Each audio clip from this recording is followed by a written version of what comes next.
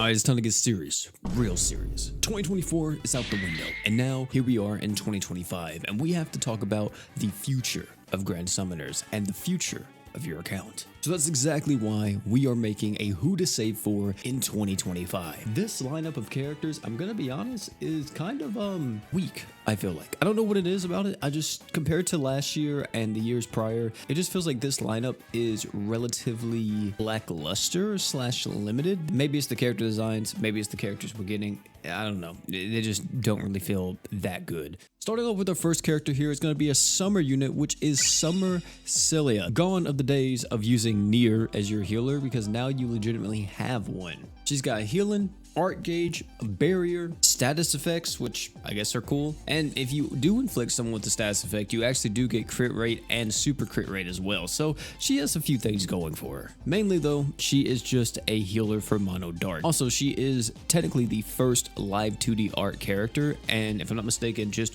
her regular artwork is live 2D. Super Saiyan God Valerie. This girl is just damage everywhere. Considering the fact that Mono Water is already as much of a menace in the meta as it is, getting a character like this is just, you know, more firepower to him. She has a stackable damage res on the skill. In terms of her kit after that, it's all about buffing up her own attacks, skill CT speed, you ignore enemies' defenses, you also buff up water allies damage just like the original Valerie, and the super art is just a huge multiplier which gets stronger based on how much attack you actually have, and you heal your lowest allies HP by 60%, because every character that's above 70% HP with Valerie on the team will buff up Valerie's damage by 60%, stacking out at 240%. So yeah, she's definitely going to be a menace with Hoka alongside her and Holy Knight Roy and stuff like that. You're going to have so much damage on the team. Of course, I guess the hardest part about Super Saiyan God Valerie just be, when do you put her in, right? Who do you take out to put in the Super Saiyan God Valerie and stuff? It's going to be a pretty competitive lineup, but yeah, insane attacker. Another character that's kind of more for the mono teams is going to be Summer Rosetta, Mono Dark Demon Goddess right here, being able to buff up everybody's art gauge by a ton, also buffing up dark allies damage and demon allies damage up to 300% on that, which is ridiculous. Pretty much just gives Mono Dark Demon even more sustain and survivability than they had before. Of course, love my boy Irons, but Summer Rosetta is definitely gunning for a spot. Now here's one that we haven't talked about too much on the channel. I don't even think I actually made a video on this character whenever it initially got debuted. Maybe I did, I don't remember. And that is going to be the brand new Phantom Saintis Platina. This character is Est combined with OG Platina in a singular unit. So you know they're cooking with this kid. I'm talking about 40 art gauge on the skill. If used at the enemies in break, 200 art gauge. I'm not even like, look at it. It says 200 art gauge. You got a physical equip CT buff along with an attack buff on the art. The true art is able to give you a stackable break res and physical res down. Use this character alongside a unit like Aristella Orbis. Oh my lord. You got 120% break res down right out the gate. The super art is able to buff up all allies crit rate by 100% and damage against enemies in break by 200%. If that was enough, ladies and gentlemen, of course, she has intimidation with her passive. And last but not least, she actually has a ratio passive, but this time it's buffing up her own break power based on how high her own attack is. She has this break power passive. I feel like I'm a little bit inclined to kind of try to get her to luck 30. So she has 3 crests. So you could go like attack up, break power up, and art gauge up to just like skyrocket her break power. And the final GS specific character that we have at the current moment is going to be the boy Oril. Now, Oril, I feel like had some very mixed reactions whenever he came out. A lot of people liked him, a lot of people didn't like him. You know, he was kind of 50-50. This character is probably the most tame anniversary unit we have ever got. He's really strong on only one team, I would say. Of course, he does have the entire gimmick where he can be on a fire team to get even more art gauge, which is fine, that's great, but that's not really the thing we're looking at here. The main thing we're looking at is the fact that he's able to get a 320% damage buff if he's on a light team. And on mono light, he's gonna go dummy. Defense ignore, you got crazy damage up, you got stats up, you also have the super art. As soon as you pop it, you get the super EX Grand Verge. Outside of mono light, this is gonna be his main use. Going into super EX Grand Verge, spamming your super equip until it runs out, and then going right back into that super art, just kind of keeping that loop going, and then, you know, using a true art here and there to be able to give everybody stats up and defense ignore or whatever. However, he's not going to hit hard, like at all.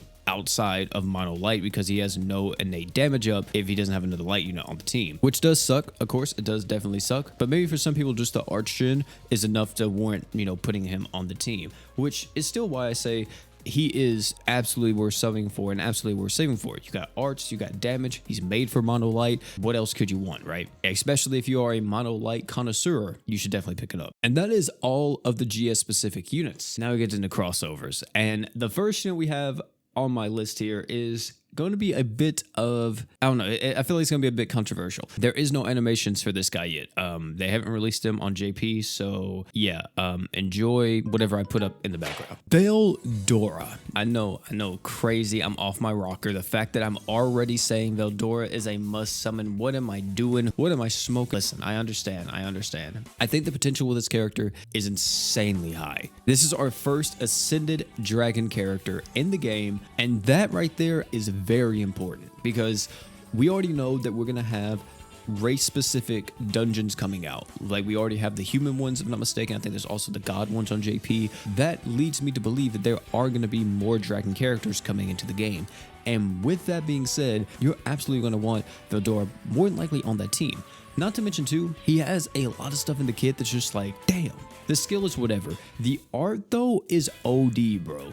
You pop the art and that gives you 7 art gauge for 60 seconds. Ladies and gentlemen, that is 420 art gauge in total. You gotta also factor in he's gonna be alongside other arch generals on the team. So you have characters like War God Finn, Evil Eye, Hoka, whoever. All those characters are gonna stack art gauge with, of course, Vora, because he's EX1, so everyone stacks with him. He's gonna be zooming on his arts. Like, he's gonna be able to spam everything. He has support for everybody because he has the attack buff to everyone for 200%. Insanely good. Also, Earth allies, will not flinch. The super art, defense ignore, damage buff to human, dragon, and demon allies. Also, Vora, it has the passive that's mixed between Alpha and Summer, Luvia, and Rin. So if you get near death, heals everybody to 100%, and everyone gets 100 art gauge. I feel like this character is gonna be great in the dragon meta, especially if the dragons are gonna be Earth, or even a few of them are gonna be Earth.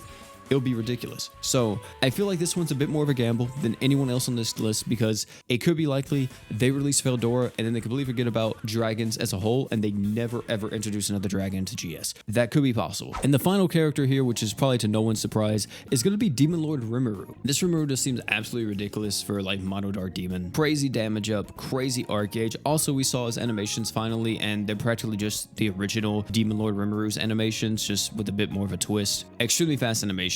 Very strong stuff here. Crazy damage. The worst part about this character is that he doesn't have any crit chance or defense ignore. You have to provide that to him. Of course, he does have conflicting arch-gen type with some of the other like really top support characters from Mono Dark Demon.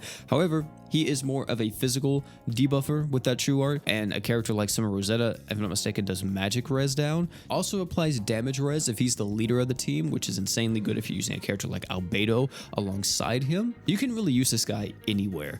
Like any physical team, you can use him on. He's going to be able to perform just fine on that. So yeah, ladies and gentlemen, that is all the characters I would say to save for in 2025. I know it's a crazy list, especially the last two I feel like are wild characters to put as pity-worthy characters. But yeah, I don't know. You guys tell me down below, do you guys feel that this lineup of characters is just not as wild as some of the other years?